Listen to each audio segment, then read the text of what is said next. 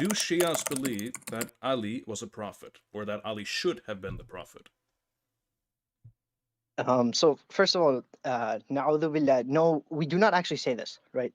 So first of all, our authentic narrations, and I'll quote from you an authentic narration from Kitab al-Kafi, where Imam al-Sadiq alayhi salatu wasalam has said, referring to us is only in lawful and unlawful matters. But as for referring to us as prophets, this is not allowed, right? This is a very clear narration. It's authentic in Kitab al-Kafi. It says, you cannot refer to us as prophets. This is unequivocally not allowed. The people who believe that Imam Ali was supposed to be the prophet instead of the prophet, alayhi salatu wasalam, were called the Ghurabiyya. They're an extinct sect and they no longer exist anymore. And we dissociate from these practices. Now, there's an even more explicit narration. It's also authentic in Rijal al-Kashi, where the Imam comes across a debate between two people.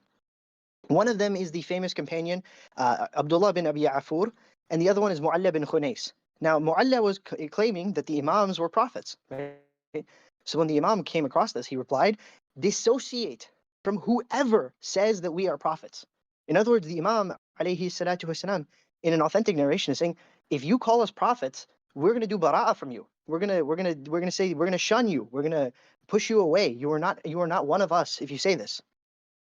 And of course, as the Quran clearly says in Surah Al-Ahzab, the Prophet alayhi salatu wasalam is Khatam al-Nabiyyin, meaning that the Prophet Muhammad sallallahu alayhi wa alayhi is the final prophet. There's nothing after him.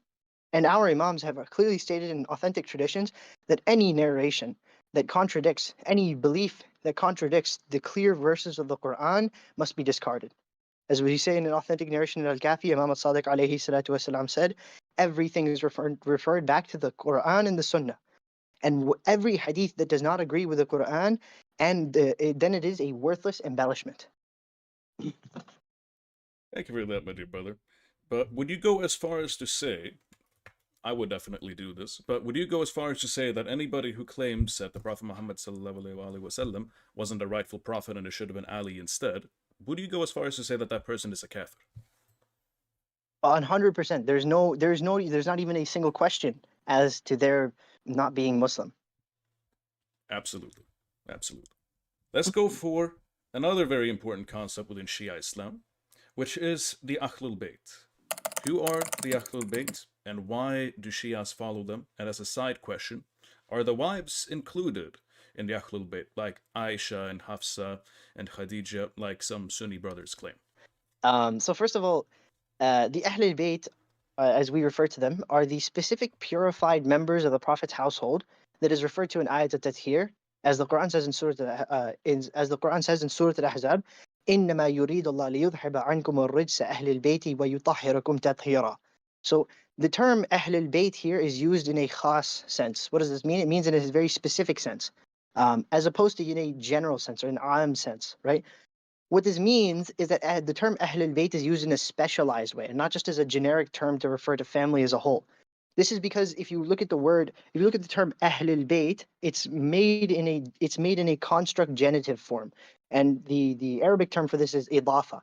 So what proves the Prophet's specific usage of this term at the exclusion of the wives is some of the narrations that I will quote as follows. So first of all, the first one is from Hadith al-Kisa, I can quote from Jami at-Tirmidhi, and it has a good chain. Here the Prophet alayhi salatu wasalam gathered Imam Ali, Sayyidah Fatima alayhi salam, Imam Hassan, Imam Hussein, and then recited the second half of Ayat al-Tathir that I had just recited. The إِنَّمَا يُرِيدُ اللَّهُ لِيُذْهِبَ عَنْكُمُ الرِّجْسَ وَيُطَهِّرَكُمْ تَطْهِيرًا.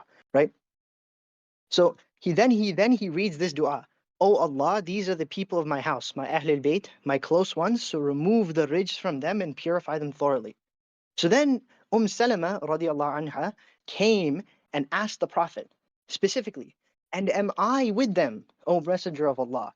And the Prophet replied, you are upon goodness. So this hadith has a few points to extract from. The first point is that the Prophet recited the second half of Ayat al-Tathir. So what does this mean? This means that we have to read this second half of the verse separately from the rest of the other verses. We have to understand it separately because this is how the Prophet revealed it. This is how it was revealed. It was revealed in the second half. Now, we cannot just say that just because now, if that's the case, then we cannot just say that the wives are just because the wives are mentioned at the beginning of the verse that it has to do with the end of the verse. That's not the case because the Prophet is considering these as separate aspects of the same verse. Okay. The second important point is that what we see very clearly and explicitly is that Salama radiallahu anha explicitly and specifically asked if she was part of Ahlul Bayt. And if she was, then the Prophet would have just clearly said yes. He would have clearly said that she was part of Ahlul Bayt. But instead, the Prophet ﷺ simply said that Salama was good. Now, what confirms our understanding even further that this part of the verse is to be read and understood separately from the rest of the verse? That isn't to say I'm not saying that there's two separate verses. It's the same verse. It's just a different clause in the same verse that's supposed to be understood as a parenthetical. It's supposed to be understood separately. What confirms this is that if you look at the verses surrounded before it and after it, what you will find is that they contain multiple admonitions and commands to the wives. But then suddenly, when you look at the second half of Ayat at-Tathir, the tone changes night and day. It's like it's like Allah is talking to two completely different people in the beginning of the verse and at the end of the verse.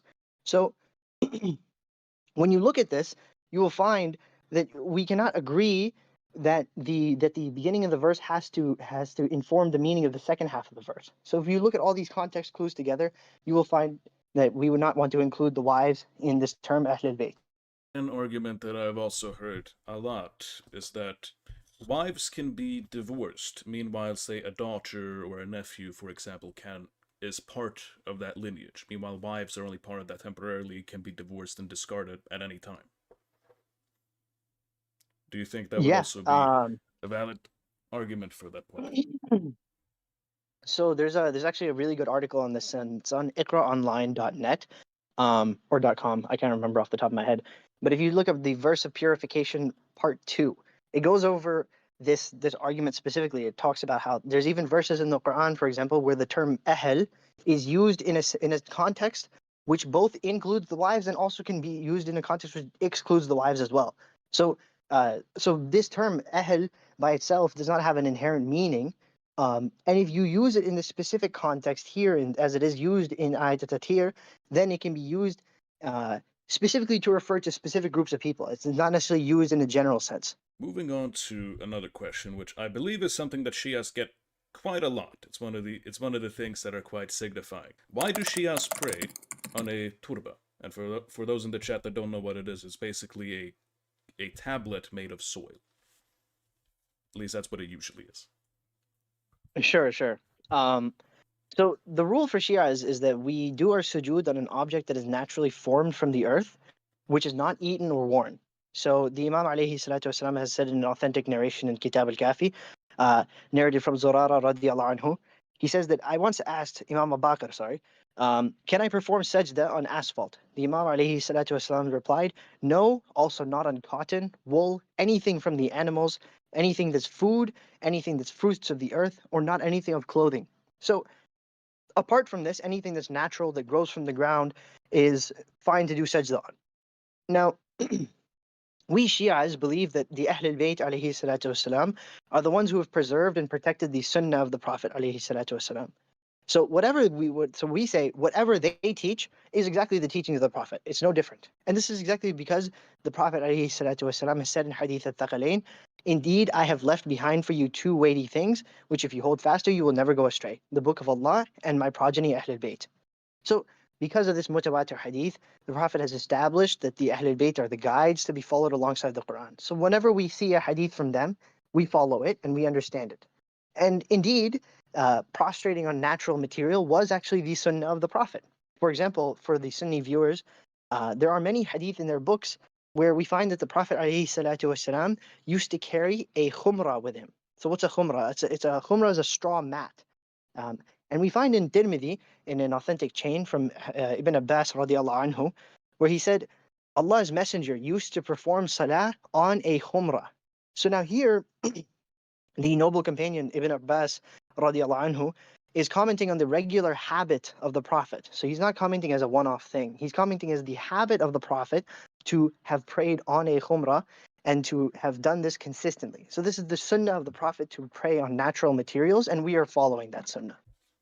Why do you, however, think that so many Sunnis particularly in on the Salafi or Wahhabi side, why do you think they are so commonly demonizing Shias? And some even go as far as to call Shias mushriks. If somebody would come to you, or say in general, you shouldn't trust Shias, they're mushriks, or something along those lines, what would your response be? So first of all, I think most of this just boils down to being a matter of like it's just ignorance, honestly. I don't think people have. I don't think people. Number one, I think there's a lot of misinformation coming from Shias themselves in terms of certain unfortunately bad Shia scholars that are, or I should say, quote unquote scholars, or people who are coming in the name of Shiism and they're saying things which are unfortunately incorrect. I believe you put So one that's of one those in aspect of it. your. I believe you put one of those in your announcements the other day. Somebody who said that Ali and Muhammad is the essence of God. Yes, I did. Yeah, that's a very clear example of someone who, in the name of Shiism, and who unfortunately a lot of people associate with our image, and he's tarnished a lot of our reputation. Unfortunately, we have nothing to do with him, but he claims to have our image and he claims to take our name and follow who we follow, but he does not follow anything we follow. Right.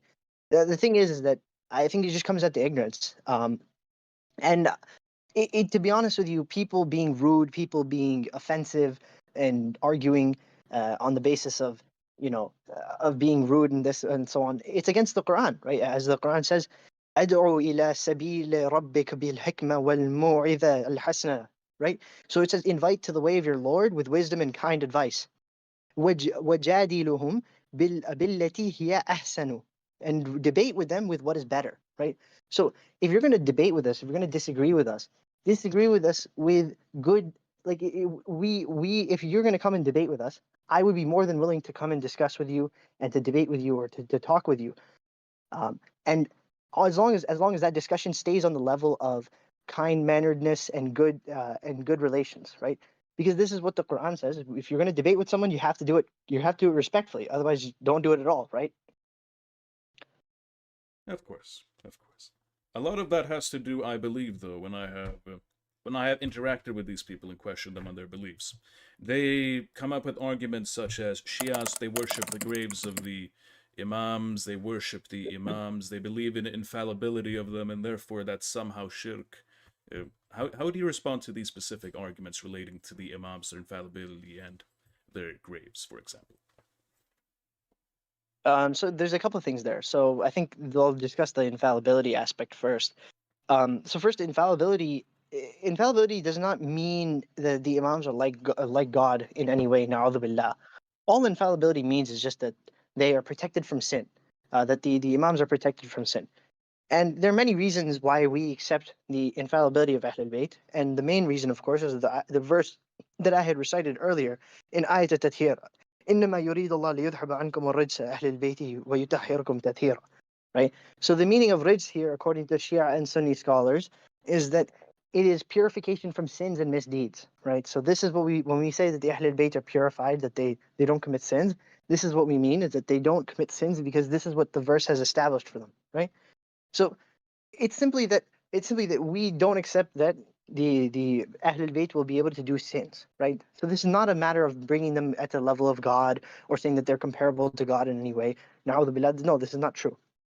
Now, as for what you've mentioned about visiting of graves and all of this, um, with respect to the visitation of graves, even Sunnis have within their tradition, within the Sunni tradition. For example, there's a hadith from Sunan al Bayhaqi, which says from the Prophet alayhi salatu wasalam, which says, "Whoever visits my grave, my intercession becomes obligatory on him." So even this, for example, within the Sunni tradition, and this is authenticated, by the way, by some of their scholars, uh, this hadith proves that, for example, visiting graves and specifically visiting the grave of the Prophet is an expression of love for him and an expression of your allegiance and obedience to the Prophet, alayhi salatu wasalam. So if Wahhabis, for example, want to say that this is shirk, that this is problematic, they should also acknowledge at least that there is an aspect, at least to the Sunni tradition as well, which also acknowledges these practices as well.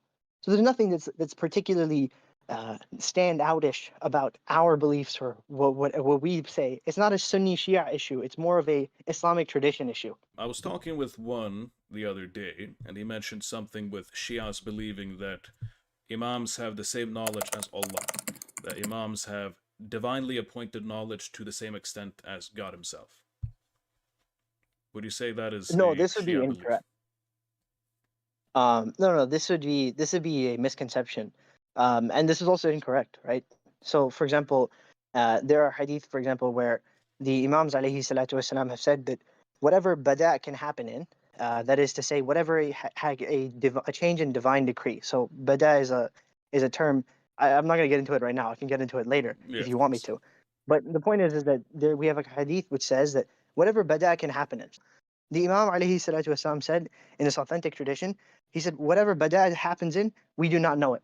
Meaning that the Imam doesn't know everything. He doesn't know everything. God knows everything. God knows everything, what the end result will be. We have clear authentic narrations on this, for example.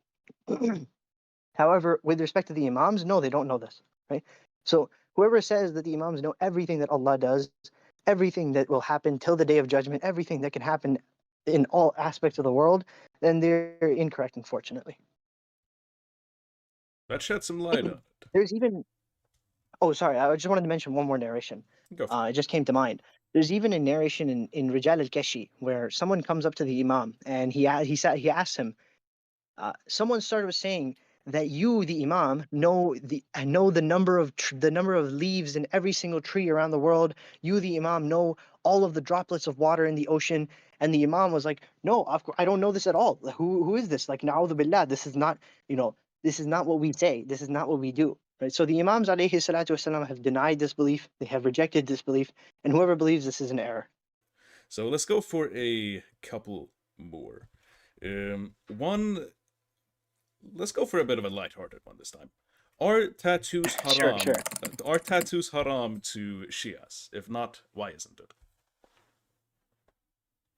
So first of all, we actually do have narrations in our books which prohibit tattoos. Okay, so the only reason why some of the scholars have said that tattoos are permissible is just because those narrations in our books are not as authentic, right? So, for example, uh, our scholars have generally agreed that you cannot make rulings unless you have an authentic narration that says the ruling that you want to establish, right? So for us, these narrations aren't authentic. So generally speaking, most scholars have said, well, we're not going to rule on this. And since everything is halal until proven haram, then you can do whatever you want with this, right? Now, some people say, for example, there are verses. Let me pull this up.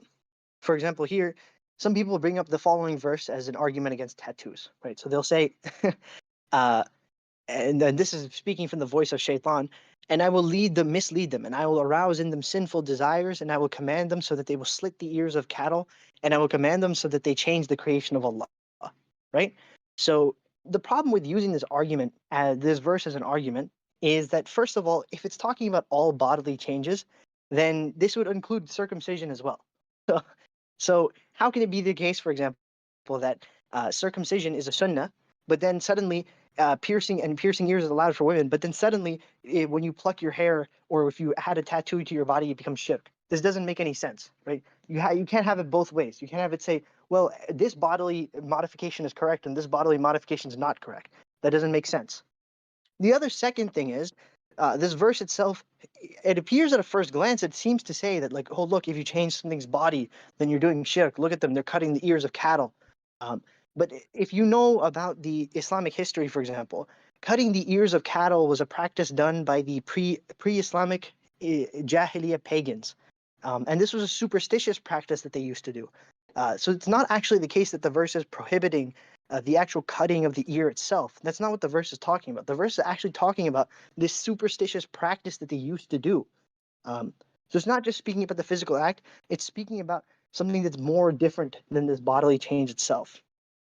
And so that's the reason why we say that tattoos are permissible. Some scholars have said that tattoos are permissible. Um, But in general, most scholars have also said just because the narrations exist and out of caution, out of precaution, they say you probably shouldn't do it. It's disliked. You shouldn't. No Muslim should actively try to go out and get a tattoo. Um, what they say is just like be careful. Don't. You probably shouldn't do it. That's what they say. Are there then any tattoos that would be forbidden to get? So, for example, tattooing Allah on your body or tattooing Quran verses. Would that be permissible or would that be impermissible? No, so these would be impermissible because in order to touch the verse, in order to touch any verse of the Quran, in order to touch the name of Allah, you have to be in a state of wudu. And it's impossible for you to stay in a state of wudu while you are, for example, sleeping, for example, right? Or it's impossible to stay in a state of wudu while you're in the bathroom. You cannot touch the name of Allah or the verses of the Quran. And so hence these would be impermissible to get. Let's go for the 16th question here that I wrote down that I know is a bit of a hot topic, particularly when it comes to criticism for Sunnis. Why is muta allowed in Shia Islam, and how is it meant to be practiced?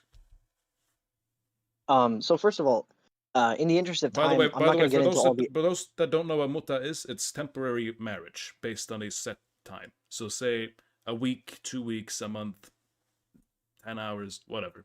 It's a temporary marriage for those that don't know what muta is. Right. Um, so yeah, I mean, in the interest of time, I'm not going to get into like the evidences for why muta is permissible or why we believe it's permissible, but instead I'll speak about something a little bit related to it.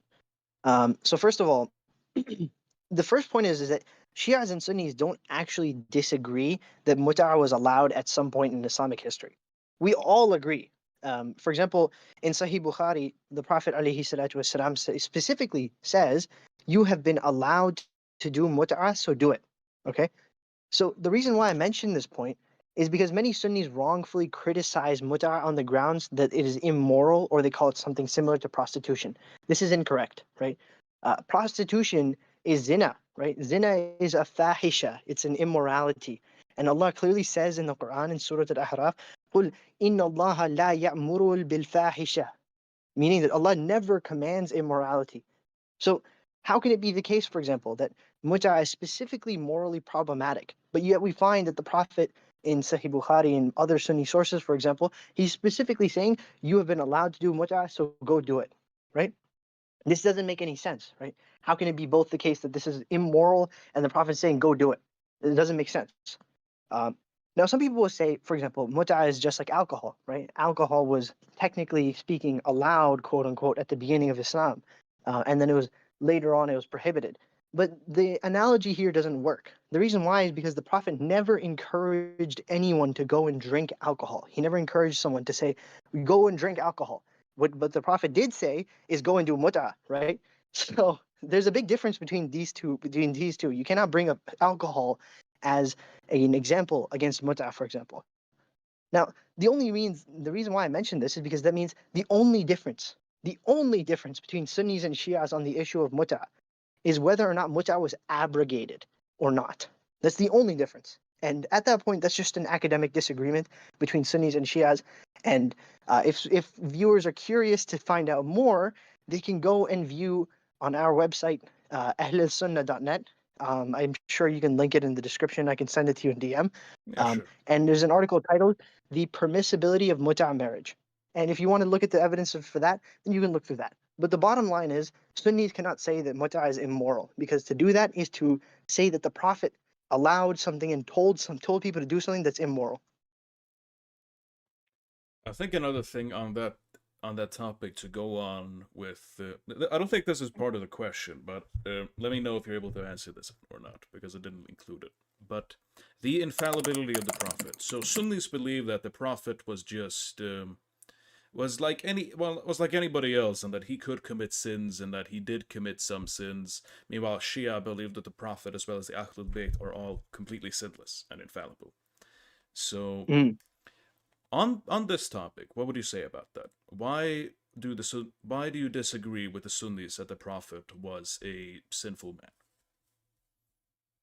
So, first of all, there's a rational reason why the Prophet must be sinless, and the rational reason is simply that God is not going to send someone to tell you what to do, and while the person is also doing that same sin. It's not conceivable, right? God's not going to, and at the same time, God's not going to send you someone who can make mistakes in the matter of revelation or put doubts in you in the matter of revelation, and at the same time, you're depending on him to tell you the word of God. Or for example, you can't have God, for example, send you someone and say you have to obey this person no matter what they say, no matter what they do, and then they have the capability of telling you something that's against God's will, right? This doesn't make sense. It's just not rational. Now, as for the other scriptural reasons, right? Um, there's a very good website here. So Sunni users can go to the website called seekersguidance.com. So this website it's like a Sunni website, uses very traditional Sunni sources, and they talk about the infallibility of prophets. So if Sunnis want, they can refer to that website. And also, from our perspective too, there is a website called tawheed.com.au. And this is a blog for the Tafsir al-Mizan. It's in English. And here there's an article called Are the Prophets of God Not Sinless? And this discusses a bunch of verses, and it goes over all the evidences for the sinlessness and the infallibility of the Prophet from the Quran and the Sunnah. Gotcha, my brother. I'm trying to stay as, neutral in this as possible. However, I definitely agree. You cannot have an imperfect person to teach people what perfection is and how to resemble perfection. So, on this, I'm just going to break my neutrality for just a second and say that I agree. Sure thing, brother. But let's see. Let's end this off with the imamate. One thing that I have heard Sure. a lot, particularly when hearing Sunni arguments for why it isn't true, is that it's never mentioned by name in the Quran. There's no imamate within the Quran. Mm. So wouldn't Allah subhanahu wa ta'ala have announced this if it's so important? Yeah, of course. That's a very important question. So there's a few things I want to mention about this question, and I'll try to keep this as short as I can. The first thing is that the question itself is the question itself is mistaken, and there's two reasons for why the question itself is wrong. Um, the first reason is because imama itself is mentioned in the Quran, and I'll get to this in a little bit. But the second reason, more importantly, is that it's incorrect to say that beliefs and your aqaid must come necessarily from the Quran alone. This is incorrect. Anything that the Prophet ﷺ says, anything that is proven to have come from the Prophet, is as authoritative as the Quran. If it can be proven that it came from the Prophet, then it is on the same level as the Word of God, because of course we know that the Prophet is inspired by God. Now, as for the first point that Imamah is mentioned in the Quran, it's mentioned in Surah An-Nisa when Allah says, Ya ayyuhalladhina amanu ati'u Allah wa ati'u ar-rasul wa ulil amri minkum. So the verse says, O you who believe, obey Allah and obey the messenger and those in authority among you. Now, to understand how this verse proves imama, you have to first understand what imama is, right? So imama is simply the position of leadership and authority that comes after the Prophet. So for Shias, imama is synonymous with khilafa in the sense that these are the people who succeed after the Prophet. So the word khilafa, for example, it comes linguistically from being behind someone who's behind. So for example, in prayer, for example, what do you call the person in the front? You call the person in front the imam.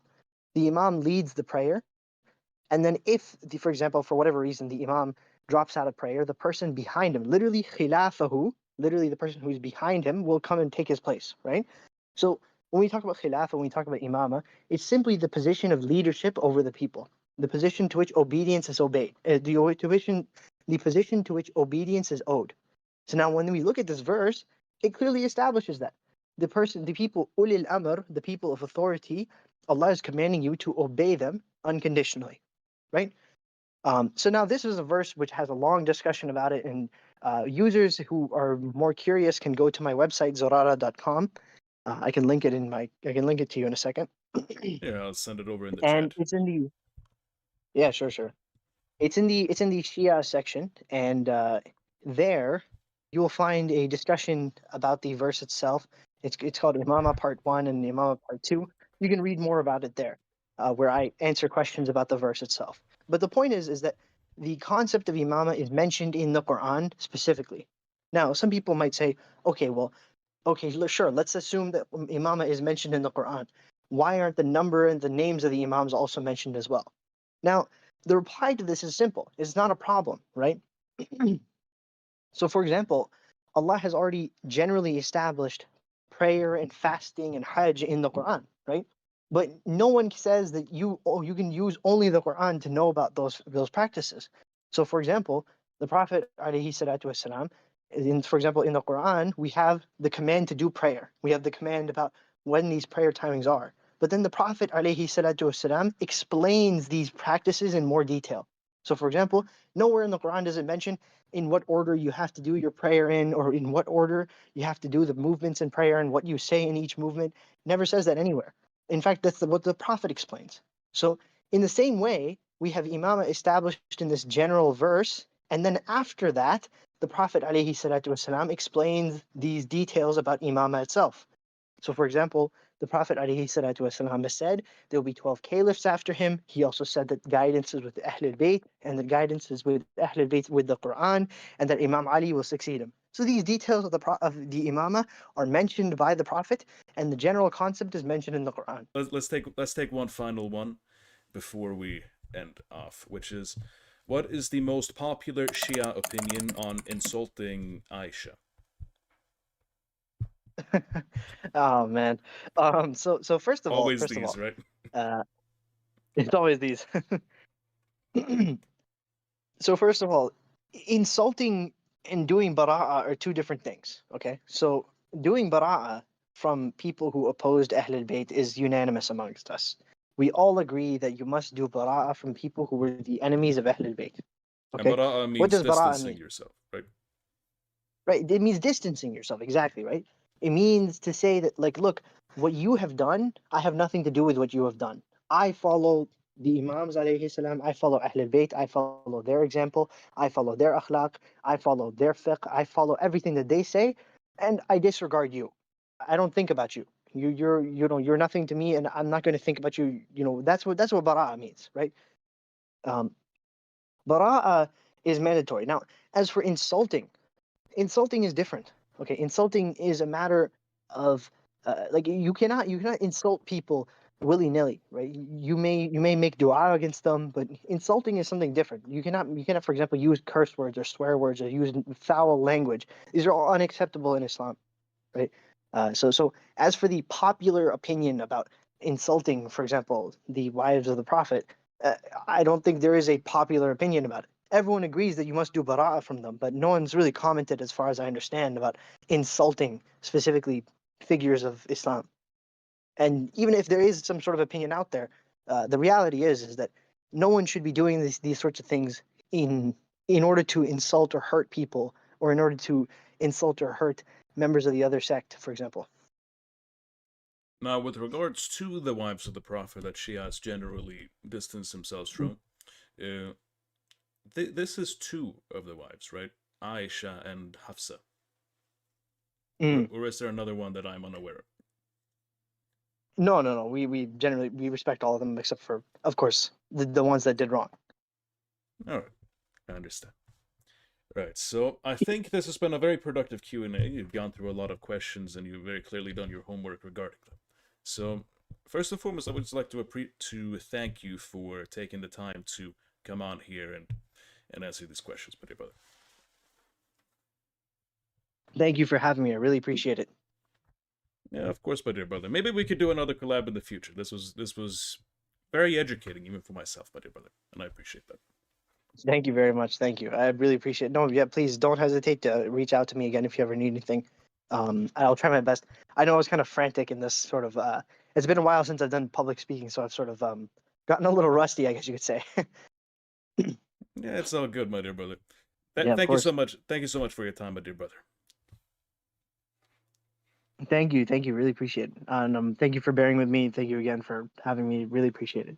Yeah, of course, my dear brother. I'll be in touch, inshallah. Assalamu alaikum wa rahmatullahi Inshallah. wa barakatuh. Inshallah. Wa alaikum assalam wa alaikum assalam.